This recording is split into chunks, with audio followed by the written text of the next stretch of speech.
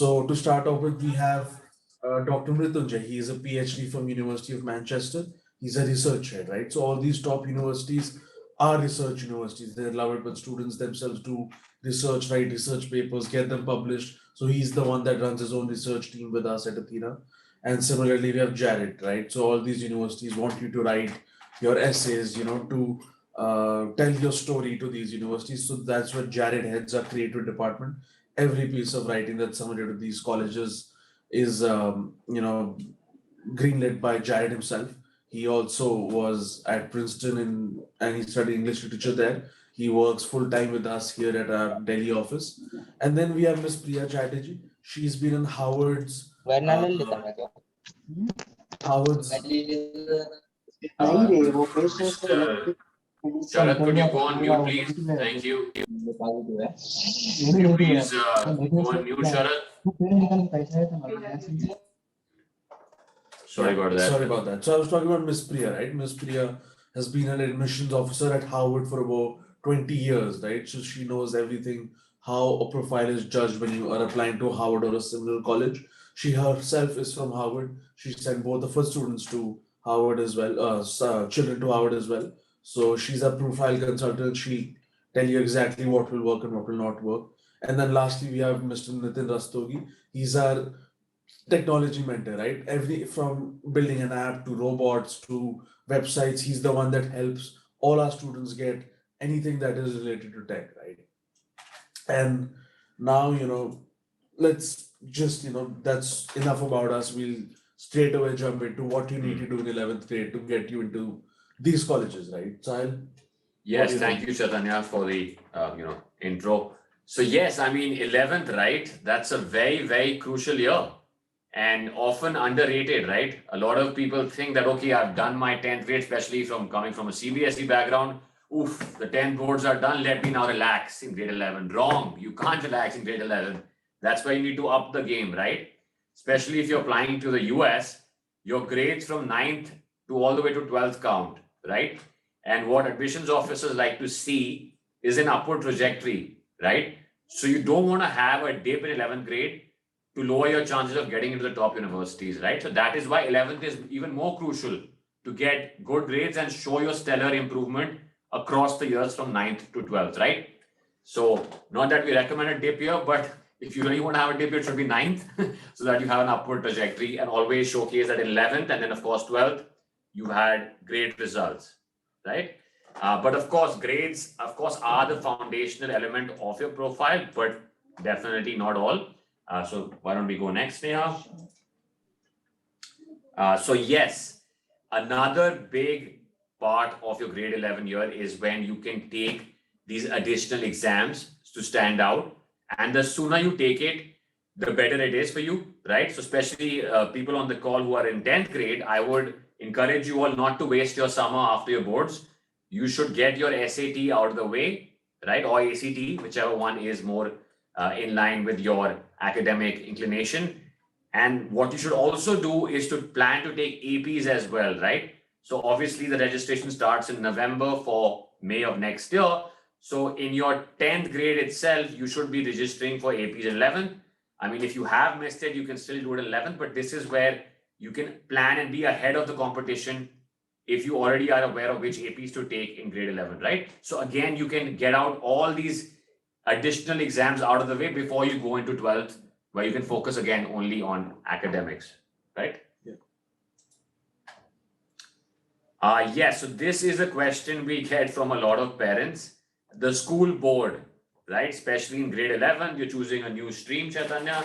So obviously people say, okay, should I shift from a CBSE board to an IB board? Yeah. Will that be more useful for my kid, especially if they're applying to the US? Or, or to if they want to go to UK, then should I put them in a Cambridge board? Yeah. And what's our solution there? So yeah, like Sahil said, right? Every time we come across an 11th grade, it's all about before anything else, what board should I? Is my board the right board?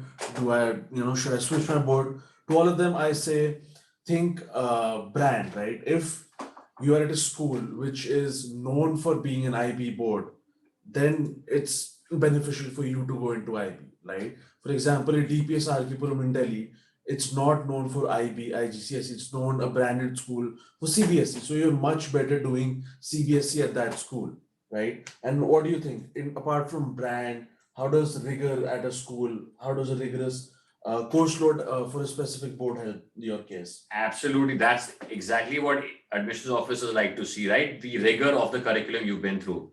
And especially again, if your child is excelling at a certain school, then we would definitely not have you change them, this right? way, And especially in grade 11 when it's even harder for them to adjust. yeah. And we talked about we don't want to see that dip in scores in 11th. Because even if you move from CBSE to IB, there'll be that initial adjustment period, right? So we have to make sure that the child is happy in the school they're at. So if the child is doing very well in the school that they're at, then we absolutely would encourage them or recommend that they stay within that school and excel at that board. Because we have great schools like RK Puram, like Modern School, like Vasant Valley that have CBSE boards, and they send kids to foreign universities year in, year out, right, including the IVs.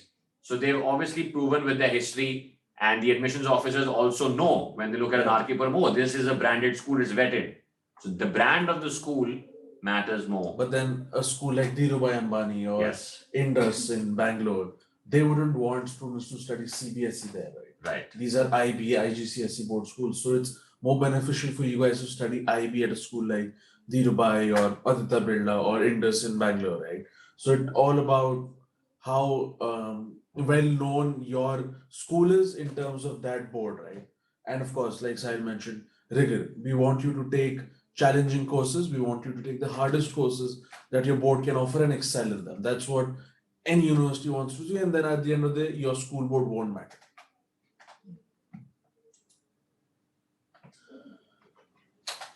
Yes, like we talked about, academics is of course the core of your application, but extracurriculars where you make yourself stand out even more, right? What is it that you're doing that no other 11th grader is doing, right? And of course, when we talk about extracurriculars, we don't want you to just do 10 random things. You should choose a couple of things which you're good at, and then streamline your profile to that, right? So that your overall brand and your story as to who you are is very clear to admissions officers, right? And again, the three things that we, Chaitanya, of course, tell our kids to focus on for their projects is, impact. Are you having an impact on society? Is it tangible? Is it outcome oriented? Is it measurable items that have come out through your project? And external validation. And external validation as well, so that you have others saying that yes, this is a stamp of approval that this project was good, or this internship was the student stood out in the internship, etc. So it's extracurriculars should be looked at. Uh, you know, everyone has the grades who's applying to these Ivy League, MIT, Stanford, right? They all have perfect grades. They all have 95%. Now, how do you differentiate yourself from these kids, right? Like Syed sir said, right? Extracurriculars. And extracurriculars, like you said, should be impactful. You should be able to create an impact in society. And by society, we don't mean, impact the lives of like lakhs of kids or thousands of kids or people, even impacting someone in your society, 10, 20, 5 people. If you impact, that's a good enough extracurricular to have, right? And you get external validation, right? If you get published in a newspaper, that's external validation. If you earn money with a business that you start in school, that's external validation. If you get paid to do something like, let's say you're a musician and you're doing concerts and you're getting paid for it, that's external validation. So we want external validation in extracurriculars, that you're not just doing it for your own good, but you can actually make a career out of it. That's what the colleges want to see, right? And absolutely well put. Yeah, I think again, it should just tie into your overall story. Yeah.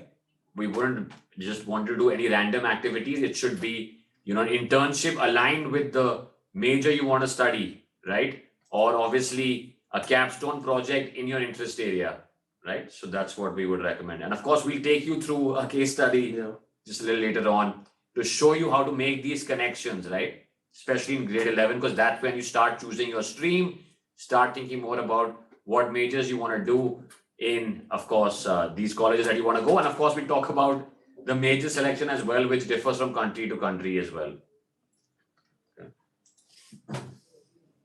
Got it. So we know that these three countries are the most popular destination for Indian kids or just any kids from anywhere, right? US, UK, Canada. How do you differentiate between how a US or a UK or a Canadian college is different from each other? So let's talk about US first. So how do you think US why is US the toughest application to crack? Yeah. And how is it different from any other Yes, college in the world? and see, the US obviously promotes a more holistic style of learning, right? It's your all-round personality and development that they want to see, and they want to see what is it that you're going to bring to campus. How are you going to make their freshman class more diverse, right? So that is one, and of course, the other beauty about studying in the US is that you can obviously go in with one major, but then have the flexibility to switch majors all the way up until your junior year, which is your third year out of 4 years. Whereas, of course, we know in the UK, it's like India, whatever you sign up for, You have to you have to do study that that for the 3 years. You can't There switch. is no flexibility or switching. So you have to be very certain with UK what you want to do, right? And of course, we just talked about extracurriculars. That is a big part, along with, of course, essays, LORs, etc., that go in the US. So US. So basically US, like its application is holistic in the way they approach their studies or education, right? They just don't want grades, and by that I mean they want grades, but not just Not grades. just grades. They want extracurriculars, they want research papers, they Yeah. want social work, they want internships, they want every single aspect of the child to shine if you want to get into a good college in the US. Whereas in the UK, they only care about your grades. They would only look at your 11th and 12th marks. 10th and 10th and 12th. 12th. 10th and 12th marks, your board marks. That's what's important for UK, right? US is looking at 9th, 10th, 11th, 12th equally across the board. UK, 10th and 12th, they want to see the official government board marks, right? And we haven't talked about Canada because Canada is sort of a mixture of both. They do accept extracurriculars, they look at your extracurriculars, but they have a more emphasis on academics like the UK. So in the UK, they're not, so keen on your extracurriculars, only academics. Canada, a little bit of both, right? But if you want to, explore yourself, um, find out what you're actually interested in, what your passion are, US is your place, right? It gives you a flexible 2 year advantage that for the first 2 years you can take any classes. You can take dance classes, you can take art classes, you can take computer classes, you can take physics classes. And then when you get into third year, that's when you tell your college in the US that okay, guys, I've explored so much, this is the subject or major I want to graduate in. But you can't do that in the UK or Canada. Right? Anything No, I think we're good. Any specific questions at the moment, or we can continue? I just like to take a small pause. Yeah. Actually, I do. Yeah. Sure. When I was looking at specifically some Canadian institutions, I think it was University of Toronto or UBC. Mhm. It was one of those. It stated admission into the Bachelor of Arts program, and not just Bachelor of Arts in Political Science. Mhm. So I just had that query there. Do you have the flexibility of going into any sort of major in arts once I've been admitted to BA program? Yeah, so Canada is somewhat like the US where you do have the flexibility to change. So that's again, obviously, they're modeled right after the US, right? The neighbors. So, yes, you do have, again, and obviously, like, say you want to go to Toronto and you want to study business, even. So then you go in as a general major, and then after year one, you can apply to Rotman, which is the business school, right? Or you can obviously apply to these other sections that they have, right? Okay, so you have somewhat of a flexibility, but not as much as the US. Not as much as the US, of course. The US is where you have the most flexibility. Yeah, but for specifically for University of Toronto, right? They have, like you said, Bachelor of Arts. They don't have a cap to that program. They, it's like undecided. You can go and select your major, minor like the US, but it's not for all Canadian colleges. Only I think a couple of them. But in the US, every college has that Correct. flexibility of you going undeclared or Yeah. not deciding a major for the first 2 years. And the idea of that is basically your year one is experimental in college, right? You can take classes from different areas to understand what you're better at and then take that course. So that's what America encourages, that in your freshman year, you can take a wide range of courses to see what appeals to you. Like, I have another question about the curriculum, if that's Sure. fine. But yeah, please Yeah, go we ahead. can take one more before we go into the rest of the Yeah, Okay. presentation. Shraddhan is also raised his hand. Oh yeah, so can I call you sir? Yeah, of course. Yes. So like actually I just want to ask that is there any bifurcation between US and Canada about the language test and like Canada requires TOEFL and IELTS and US don't like some of the colleges require it but not that much. So can you So just brief yeah, about of them? course. So for the US, the fact that you're taking SAT, ACT, and submitting 4 years of your school grades, they all have English to it, right? SAT has entire English section, so does ACT. So that's why it's not so much required for a US college, your TOEFL or IELTS score. But yes, for Canada, even they accept SAT, but still they want you to prove by taking IELTS and TOEFL. So that's the difference. US, because like I said, there is SAT, which is a hardcore Yeah. English But test. some colleges too require TOEFL in the US. So, but yeah, you can look those specific colleges up. Okay. Thank you. Goransh had another question. Yeah, we'll come back to Garansh. We'll come back to your question after the presentation. All right. Yes. Of course. See, this is what you were talking about. Your summer is very important as well, right? So I think we touched upon it earlier that in grade 11 as well, you need to be able to plan it such that you get your firstly your exams out of the way. If not, then by at least October, so you at least start studying in the summer. And then, what are you doing in the community, right? Are you getting an internship? Are you volunteering somewhere?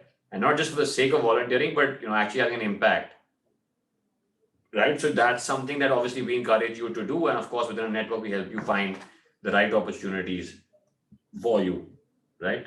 Anything else to add here?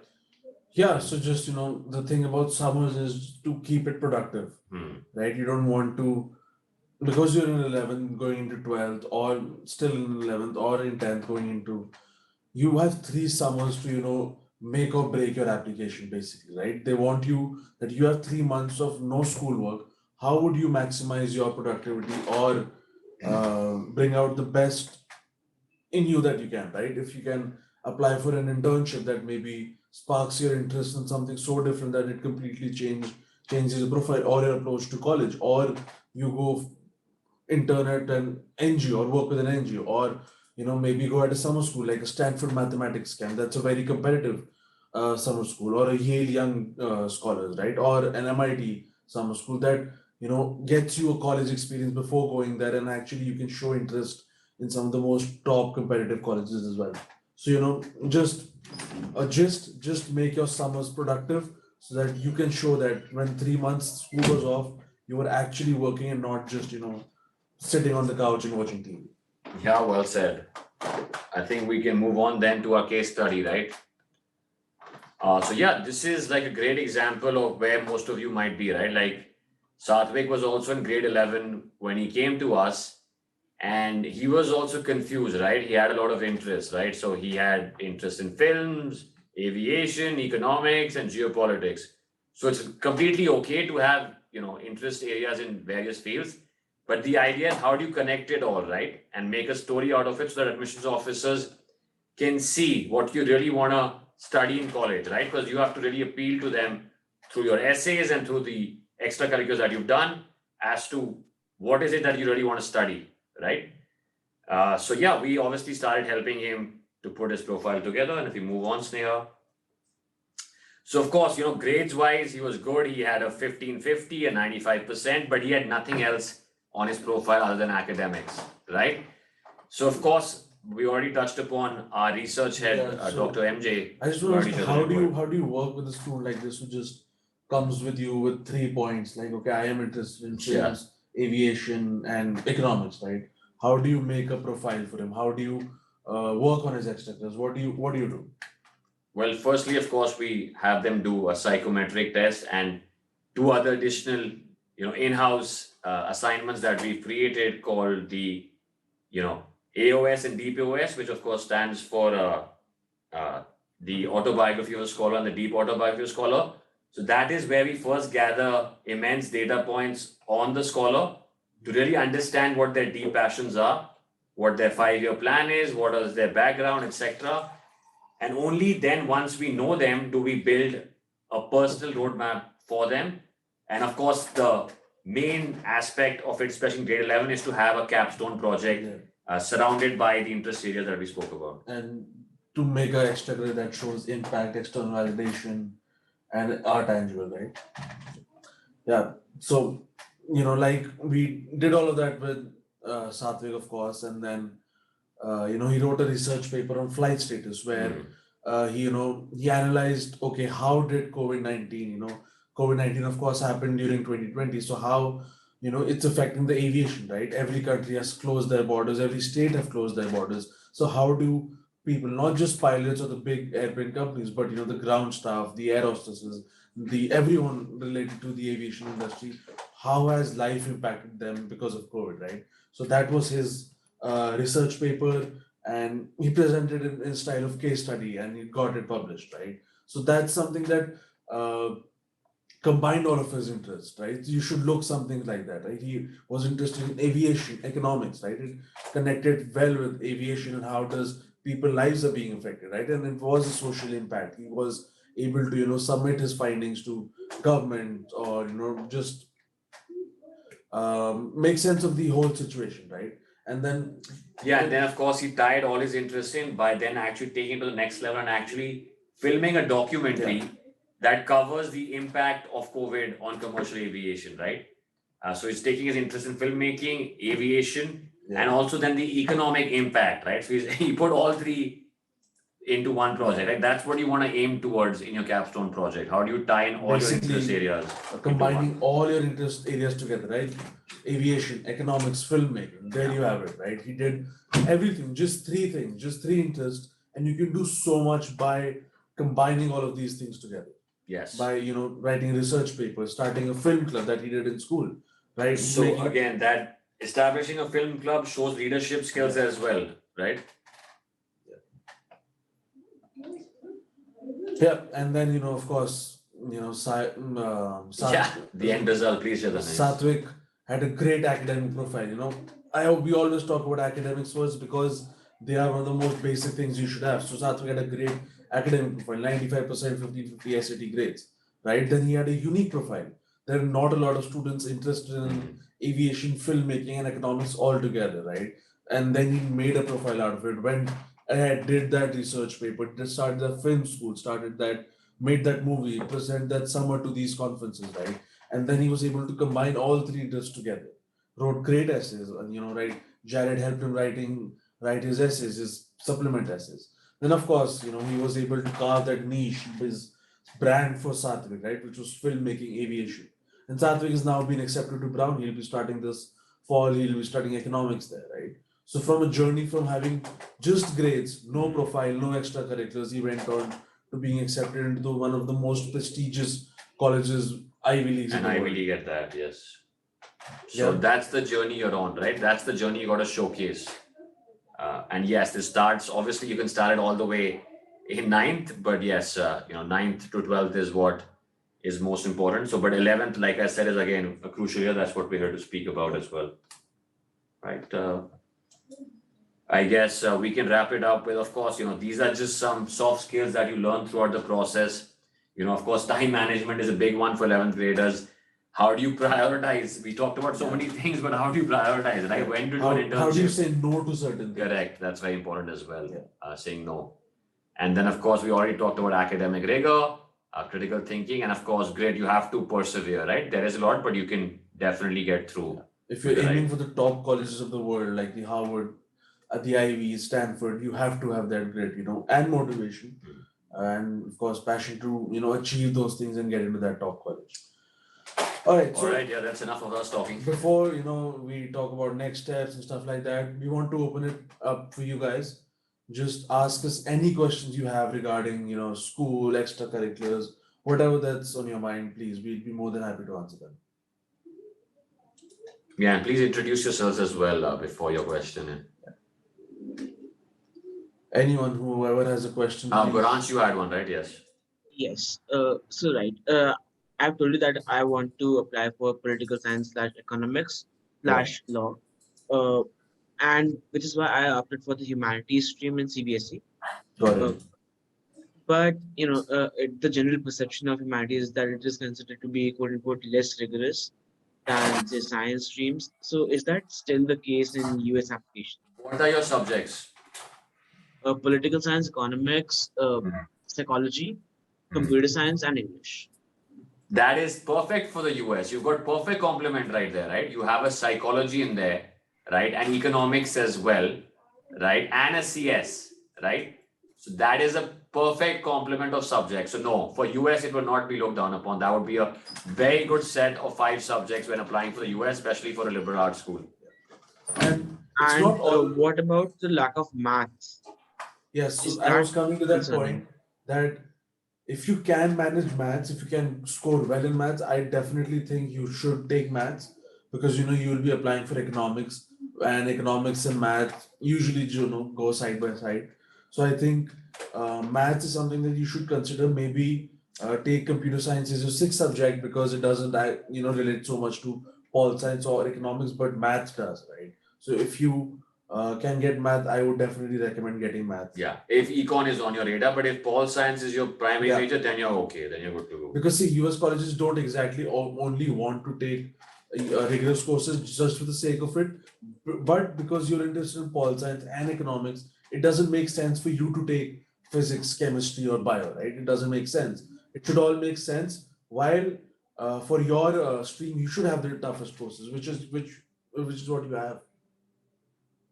Okay, I think the problem with maths is that my psychology and CS classes are already going side by side, and the math is side by side as well. So I would have to drop either psychology or CS. Take Which which is one do you why like I better, was Guransh? yes, Econ or pol science? If you had a choice, pick one quick. pol science. So then good, perfect. You don't need math, then you're okay. Okay, so if I'm planning to give the AP Stats exam, do you think that would somewhat compensate for the lack? Yes, it Yeah, would. that would. It would. Because you're going for economics, right? It's all stats, is a lot of stats there, right? So it would tell the US colleges that okay, you can still do math stats in a US curriculum. So I think that's a great strategy to think about. Got it. Thank you. Great. No problem. Ritvik. Yes, Ritvik, please go ahead. Hi, sir. I just had a question regarding choosing computer science as a major in college, but not taking it in IB diploma program. And is it possible that even if I take PCM and Math AHL in diploma, that I can take a major of CS in college, and I don't need to prove anything that I have an interest for CS in college, or do I need to take CS? So again, tell me what your subjects you have in school right now, PCM and math. Yeah, and geography SL. Got it. So you And have rigorous courses. You necessarily don't need to have computer science, but need to show outside class that you are doing something related to computer science, right? They want to, yeah, you want to be able to show to these colleges that you are interested in computer science, right? For in terms of academics, we'll take AP. There's AP in computer science as well, right? Yeah, AP CS to show that you are comfortable again, that you are comfortable taking computer science course in the US curriculum, but you'll have to show in your extracurriculars that you're actually interested in computer science. Do any Olympiad, create an app, create websites, whatever it takes you to show that you're actually interested in computer science. Then it won't matter if you don't have computer science in school.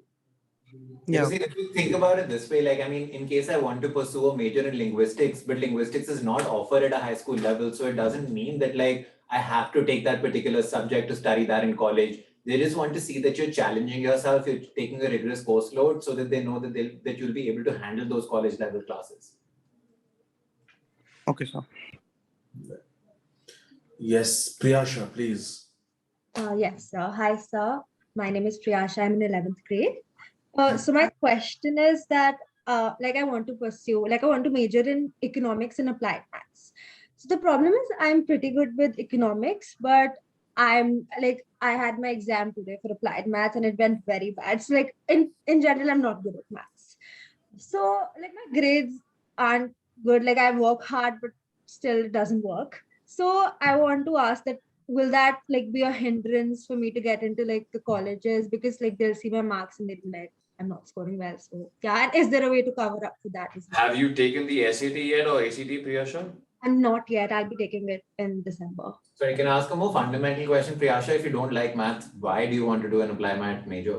The problem is I like maths, but it's like maths doesn't like me. I generally like That's a first.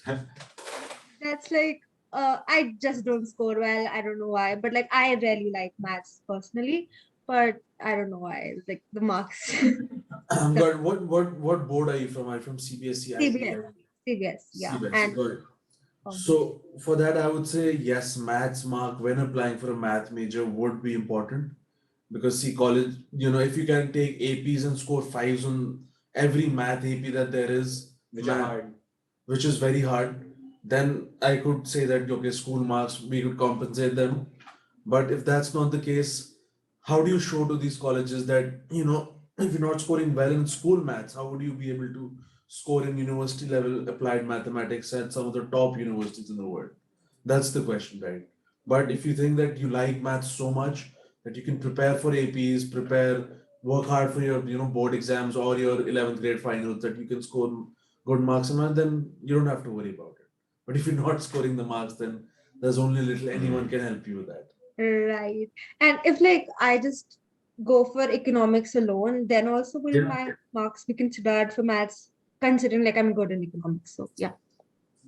It will, but it's not everything, right? Even perfect scores don't get in at times, right? So it's your overall story that has to be more powerful if you don't have a great math score. So it can be overcome, but it will require a lot from an extracurricular standpoint. Yeah, and we can look at other things, right? Like to show them that like you're fairly decent at math. Like if you score well in your SAT in math, maybe that is one thing. You could take a math AP maybe, or otherwise like you could take a stats AP, which again like is more economics friendly as compared to math. But math will be a requirement for an economics major anyway, so it will hold some value. But like we can come up with like strategic, creative ways to like overcome. Right. All right. Thank you so much. We have a question from Pranjal. I want to go in a math major, so what all extracurriculars can help me build up my college application? Pranjal, this is a very open-ended question. Yeah. Like I need to really know what you like to do to suggest what you could potentially do in extracurriculars. Probably better in a one-on-one. Hello, sir. Sure, Pranjal, yes, tell us. Yeah, so basically, I want to do something in applied math. And my extracurricular part of college application is not that strong. So like, what are clubs or what all stuff can I do to like build up my extracurriculars? So this seems like a more, one-on-one conversation, Pranjal, and we'll obviously be reaching out to you after this interaction. And so we'd be more than happy to set up a one-on-one because like I said, first we collect a lot of data points on you, right? And that can make that discussion much more fruitful. But we'll definitely have that conversation, don't worry. But overall, if you want to know, I can, throw out a few things, right? Take the Regional Mathematics Olympiad, which is a very competitive Olympiad that shows pure applied math as well, right? Then take the International Mathematics Olympiad after you qualify in the RMO, right? EMC. Yeah. So that's one Olympiad route to prove that, okay, you are extremely interested and passionate about maths and you are successful in that field. So that's one route you can take. Or Take both the APs. yeah, take the APs. That's a fully academic Olympiad way to go about your extracurriculars. The other way is, maybe working in computer science, working with algorithms, working with machine learning, where a lot of logic and math is involved to prove that, okay, you are good at math, technology, and you can combine those two fields together as well. And So- leadership positions in math or even non-math clubs, like anything that shows that you're a leader, that would be very, very helpful. And of course, keeping your school grades in maths and APs to like fives and perfect scores in math. Okay, thank you. Right. Madhav, please. Hello, sir. This is Madhav, and I am a commerce student. And Yeah. like I also have the same question, just like Pranjal. Like I do not have any extracurricular background, so what all activities I can just indulge in, just to have an extracurricular background also. So for every extracurricular question, based on what extracurricular we should do, like we talked about, look at what you're actually interested in, right? Like we talked about Satvik, he was interested in film, aviation, economics, and he combined all these three fields together and wrote a research paper based on, right? Aviation and social work, and economics, combined these three fields together, made a film on that research paper on his findings, right? He combined film, aviation, economics, social service, and all of those things, right? So find your interest, find your niche, and then try to come up with projects, or try to combine two or three of them and then make a project out of it. That's a good way of to starting to get into a good extracurricular for your choice. Everyone will have different extracurriculars, different interests. It's all about coming up with a combination of how do you combine all these three together. And keep in mind that your extracurricular should create impact in society, get you external validation, and should be tangible. Like just according to my subjects, see, I have accountancy, business studies, economics, mathematics, and English. So much more I have interest in business studies and economics. So See, so related to try to combine, maybe start a business at home, right? That you can earn money from, and that you can donate that money to your, house help, or to underprivileged children around your area, help them impact their lives, right? Help them buy school uniform, or pay the school fees using that business, right? Not just giving them money directly, but through a business that you started in school or at your house. So that's a way to go about, that way you'll learn accountancy, right? You'll earn money, you'll spend money, you'll be able to keep balance sheets, right? So you'll learn accountancy right there on job. You'll, of course, it involves business and economics, and then a social angle to it as well. Yeah, and of course you can start like that and then of course scale it as well, right? Build The it on it. scale But for the is a start, I part of think you can do it that. okay, thank you, sir. Nishta, please. Yes, sir. So my first question is that, as you mentioned earlier, that before applying in the US universities, they also look at your ninth and the 10th grades. So what if I have not done very well in my ninth and 10th grade, but in 10th grade, if I have not done good in my boards, pre-boards? So like, is it going to affect is it going to lower my chances to be accepted in universities in the USA? So like we spoke about, Nishta, right? It's your overall 4-year journey, right? So everyone's allowed a dip, but it matters when, right? So, and your pre-boards don't count, your end results count. So your ninth, 10th, so what were your ninth results, let's say? uh, I was all like I just passed on, like they were not pretty good. My maths, Okay. like I almost failed in maths. I did good in English. I did good in biology. Right. I didn't score much well in physics and chemistry. And ICT, I was pretty good at ICT. So mainly maths, physics, and chemistry, I haven't done well in those three subjects. Yeah, so you can still show an upward trajectory if your 11th and 12th are really stellar and you get above 90s, then you can show that journey, yes. But of course, yes, they will look at your 9th and 10th results as well, but you can cover it up by, again, doing well 11th, 12th, and of course, doing well in these, exams that are to be taken like SAT and ACT as well, to help bridge that gap of your, grades not being great in your earlier years.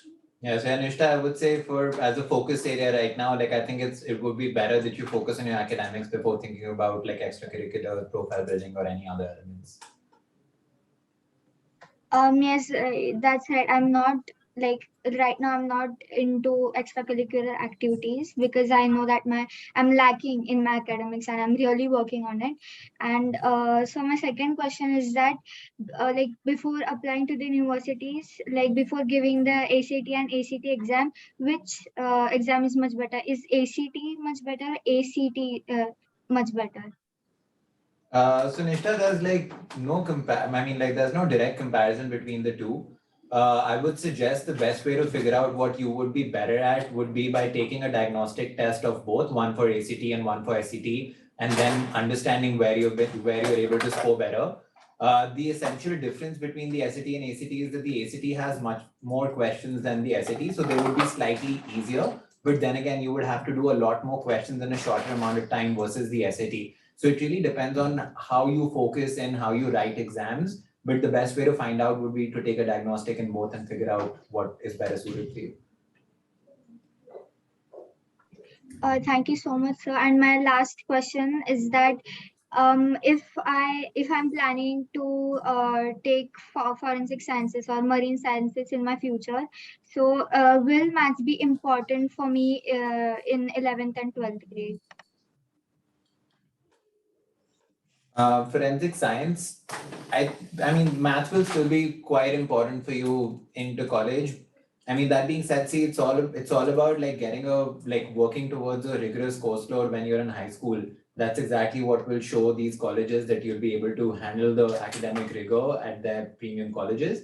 So that's exactly why I would say math is definitely going to be a big consideration, especially for forensic science. See, anywhere, wherever there's STEM involved, like math automatically becomes an important subject. So definitely something that you would not be able to ignore. Yeah. Okay, thank you so much, sir. Sorry, before we move on, I would request all of you to just please take out 5 minutes of your time and fill the feedback form. It's in the comment, in the chat box. Yeah. All right, Sachi, please go ahead. Hi, my name is Sachi and I'm in the 11th grade currently. Good. I want to major in genetic engineering, but I haven't opted biology as my subject. So would that be a problem? Again, for everyone who's asking similar question in terms of if I haven't taken a subject XYZ, I would suggest taking the APs if you're applying to the US, right? But right now, because if you're in 11th right now, I would highly suggest taking biology because we want to get into genetic sciences or similar course, then bio is extremely important to show your interest in bio and that you are being able to score well in them. Because if you take bio in your, university in a US or UK or a Canadian college, they are very tough courses, right? So you need to show consistent success in these courses before you actually apply to these courses. Of course, you can go to these universities without taking bio, but then you're the one who will be struggling for the first 2 years, right? Who'll find it tough to cope up with other kids who would have had bio in school, who would have actually done well in bio. So for that, I would suggest take bio, register for bio AP next year, take them, score well in them, and then you're basically good to go. You can study any bio-related course in university there. Is there any alternative to that, or would this be the only thing? The alternate is, applying undeclared to a university in the US so that, bio won't impact you that much, but taking bio classes at university so that in your third grade, you are eligible, you have those prerequisite courses that a bio or a genetics major would require for you to graduate in, right? So that's a way around it, applying undeclared, then taking the basic bio classes or college level classes in college itself. All right. And actually, I've been having trouble to figure out which extracurriculars would be good for genetic engineering. So, Got it. Sam, do you have any idea? Any good extracurriculars for genetic engineering? In terms Yeah. of genetics or bio. I would say definitely try to pursue an internship in this field. I think that will definitely push you a lot. Try to do an AP in biology as well. That is also something that will at least show your interest in biology, especially if you don't have it in school, right? Like that's essentially what you're trying to make up for. Apart from this, like, I mean, again, like I'm not very clear about like what are those things that you're genuinely interested in. Again, like it's all about like doing impact projects, like which will create real-time impact in society, which could be more biocentric for you. Like say something along the lines of like maybe you can develop like a low-cost BP monitor, which then you distribute in villages, like something to do with biology, which then again impacts society.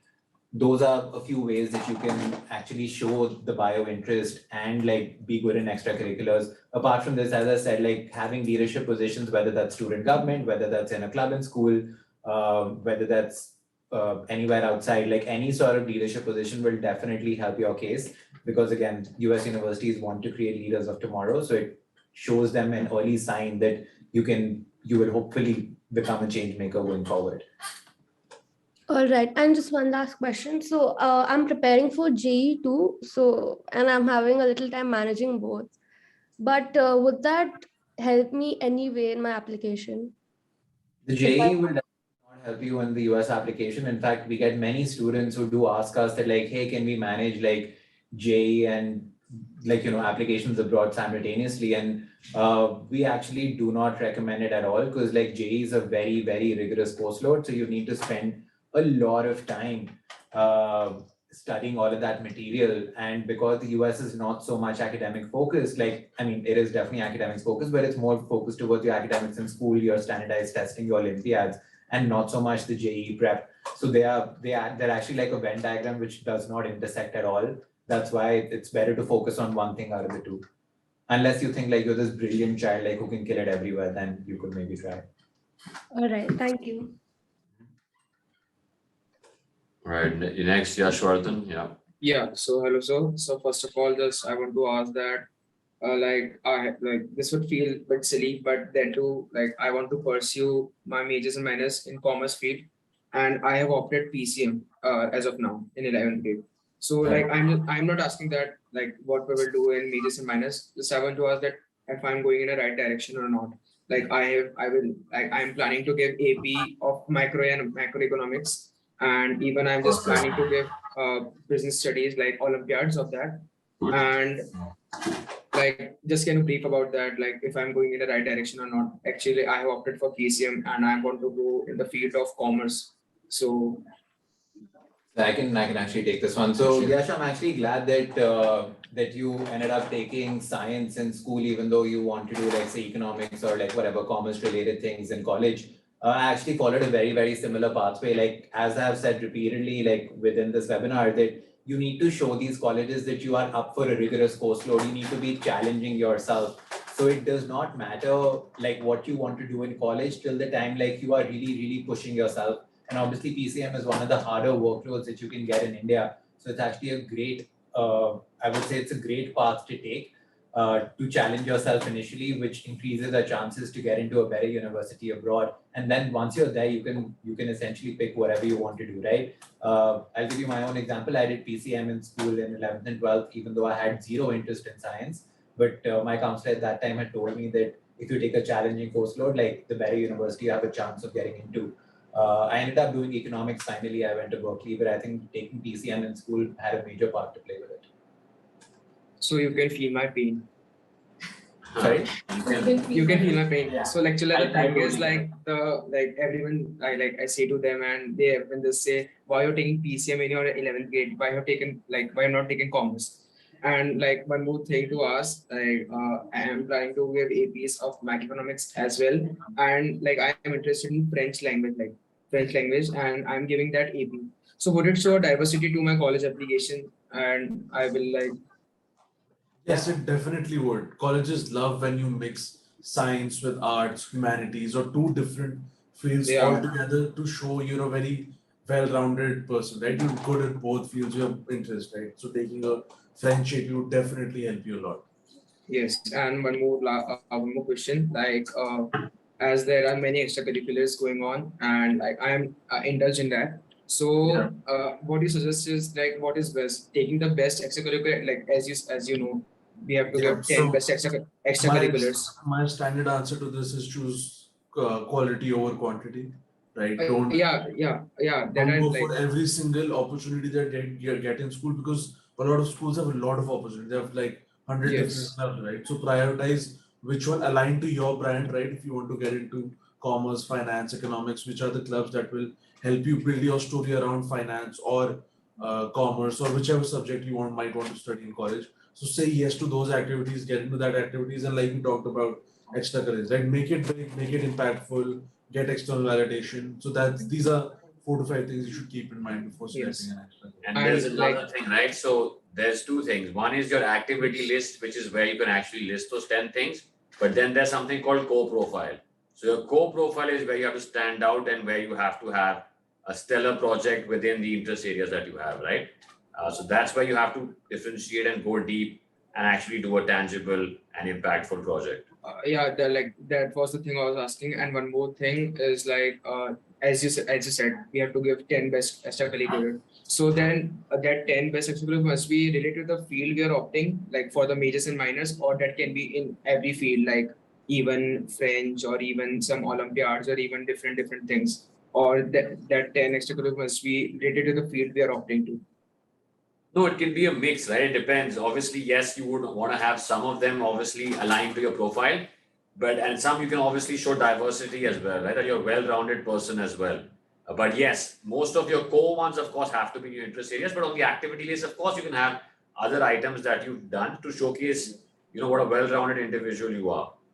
Okay, and one more last question. Like, as you know, all the big schools and like having more like quizzes and debating all going on every month, every days. So like indulging in that would be like a lot is like more preference giving to that or the extracurricular like the internships or something somewhat like that.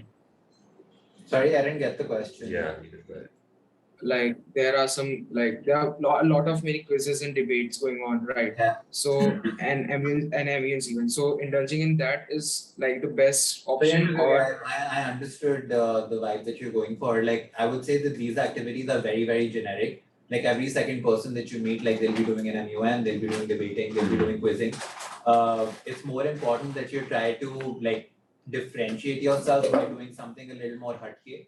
And as Chaitanya was saying, like the best way to do that is when you combine academic or non-academic interest areas and like build a project for yourself. Maybe start your own club, start your own business, like do these type of things. They will actually move the needle a lot more than like you being the run-of-the-mill kid and be like, "I'm quizzing karta hu." Yeah, and sorry for like I just want to say that even I was interested in one-on-one as so what's a process or something we have to Yes, so follow? it's perfect, I guess, segue. We can get into next steps, right? So yeah, let's do that. Yeah, so I'll be sending you an application form Okay. on your mail and even on your WhatsApp. So you can fill that and then we can sit for a one-on-one. Okay. Thank you. Thank you. Yeah, Navya has. Yeah, I think we can take a couple of last questions before we Yeah. wrap it up. So yeah, Navya, why don't you go ahead? Good evening, sir. Right now, I am in grade 11 and I have physics, chemistry, maths, English, and psychology in CBSE board. I have a situation similar to Yashvardhan where I have an inclination towards the entrepreneur side and the business studies side. So I was wondering what extracurriculars could I take in 11th and 12th as to show my interest in these fields. And since my subjects are very different from the major I want to pursue, will this maybe reduce my chances of getting accepted? No, I think Sam's already answered that, right? You show that you've taken a rigorous curriculum, you're good to go. So Yeah, and in terms of extracurriculars, take leadership positions in student government, in other clubs and societies within your school. Try to open up one of your own if you're interested in entrepreneurship. Maybe like open up your own business based on your interest areas. So like these are some things which will show them that you want to challenge yourself, that you do something different to what other kids are doing. Okay, sir. Thank you. okay, Inayat, yeah, why don't you go for the last Hi, so I'm Anayat and I'm an 11th grader under the CBSE board. And the subjects that I've opted are physics, chemistry, math, and artificial intelligence. So All right. basically, I just wanted to ask about the extracurriculars. Like, I can give a brief about what extracurriculars I already have under my belt. So I am a national level tennis player and I have pursued international junior tennis. And so I'm already running a charity organization. I would say youth organization, actually. And I'm interested in writing articles, and I've written blogs, blog posts, and I have a blog on the internet. And I've had a couple of my articles that were published in leading news dailies. So I just wanted to have an idea about what other extracurriculars I can add up. Well, so, I mean, I think it's good that you've already gotten started. But again, and I think this is a slightly longer conversation. Like, I think I've said this repeatedly, but I really need to know like more about like your interest areas before I like recommend something to you. See, I can like try to recommend one or two things, but like if they don't align with your profile, like it'll be a shot in the dark, which will make no sense. What I suggest instead is like, why don't you sign up? Why don't you fill out the application form and like sign up for one of the one-on-one sessions, and we can go slightly deeper into your profile, see what actually aligns well with your story, and then maybe we can recommend something. Right. Thank you. So I'm actually a little inclined towards computer science. I'm still not sure about that, but I Got it. still have an inclination towards computer science. And Anayat, which school are you in? I'm under the CBSE board. I'm in Punjab, Jalandhar. Okay, Got it. great.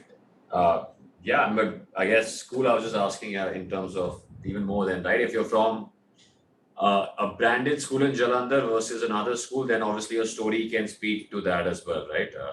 If you stand out in your school, then that's again something to look forward to. I mean, yeah, I've been scoring. I'm a decent student. Like in 10th grade, I scored above 90%. And in 9th, I think I had a 92, 93. But I'm still looking for more extracurriculars. Like I'm Yeah. yet to take the SAT and the ACT. I'm planning to take both. Great. Yeah, so we Any can have reason a why you're chat. planning to take both? Like if you do well in one, you don't have to take the Yeah. other. So my one of my relatives, she went to MIT, and she was telling me to take both of them. She recommended it to me. But But hey, her goal is MIT, right? I don't think, is your goal MIT or is something else? What's your dream college? I would say Harvard. I want to get into one of Oh, the okay. Ivy Leagues. Amazing. Yeah, then I mean, probably. even then, see, the whole idea is like you're trying to fulfill the same thing as I was Right. recommending earlier. Like, try to take diagnostics of both, see which one you feel you can do better at, and Yeah. just focus on the one. Like, dono karke, there's no faida. Like, if you Right. you checking the Yeah, same box. you can use that time as we call roti here, return on time invested. You can leverage that for some other thing, right? Focus on your tennis game. Have you dropped it or are you still a national level player? So I sort of dropped it in between, and I didn't play for 6 months, but I've started all over again, and I've started winning tournaments, and I would most probably go for nationals this year again. Because tennis is very competitive at the Ivy, so it's not your best bet. Only if you were, I would say, in the top 5 nationally, then you have a chance. But yeah. So when I was in under 12 category, I was in the top 10 in India. Okay. So I don't know how much does that count. I mean, I know that tennis is actually a very competitive sport, and especially in the Ivy League, since it's Correct. a Division 1 university. Right, exactly, right? So, the NCAA has a very high standard. Yeah. And you're competing with people from all over the world. So anyway, we can have that personal one-on-one discussion as to how best to add to your profile, right? Right, perfect. All right, I guess that's the end of our session. Thank you all for attending. And like Sneha mentioned, please do fill the application form. Yeah, I think we just have sign one up. last Just question left. one last question. Sridhar, we can quickly take it. I do have to run for my last meeting. So let's try to hurry this up. Good evening, sir. My name is Sridhar. I'm from Kolkata. So I'm studying under IGCSE board. I'm in grade 10. Sir, my subjects are business studies, accounts, PE, English, and ICT. Sir, but I want to focus on my PE subject. Like I really want to continue with my PE and apply in colleges with my sports field. With what subject? Sorry. So I want to apply in PE, physical education. Physical education. Okay, got it. So does university accept us in a sports pieces? Sridhar, What I'm was not the able last- to understand. The last part we didn't get you. Sir, does universities accept us in sports pieces? Like if we are good in sports. Yeah, I mean there are sports courses everywhere, but then again, like your profile needs to be aligned in a sports manner. Like you need to be playing at the national, international level or something to actually show them Yes, sir. that you are really I have well. already in that. represented India. I have already represented India and Thailand, and I'm currently a state player in Bengal. In what under sport? 19 cricket, and I've already done skating in the past year. And I represented India and Thailand. I secured 3rd position. Sorry, what, skating? Did I hear? No, what? No, cricket. Yes. I used to do skating. Then Skating, I mean, skating is a unique one. That's kind of cool. But if you got to have more than one tournament that you've done well at, but that's definitely a unique one. Yeah. Yeah, but Sridhar, you still need to show them an all-rounded profile. Like you still should be doing well in academics. You still should be pursuing some extracurriculars. Putting all your eggs in one basket, which is just athletics, is also not the right approach. Correct. And yeah, then again, like we need to know a lot more about what you actually are passionate about, so we can see where to take this forward. Okay, sir. So can we have a one-on-one classes sometime? Yeah, we will. Yeah, You sure. get a link to sign up for a one-on-one. Yes. Thank you, sir. And Right. one more thing, like with all due respect, can I know your names? Sure, yeah, I was Sahil here. That's I'm Sam. I'm Sneha. So Yeah, we'll and be if you sending want, you you an can send the application feedback form as well, right? Yeah. Like, you Yes, wanna- yes. Yeah, an application form. You can fill it, and then we can have a one-on-one. So thank you so much, everyone, for attending this webinar. See you next time. So, Thank you guys. thank you, everyone. And Thanks, can I get everyone. your mails? Yeah, you will be. You will getting get all the information. Don't worry about it. Okay. Thank you so much.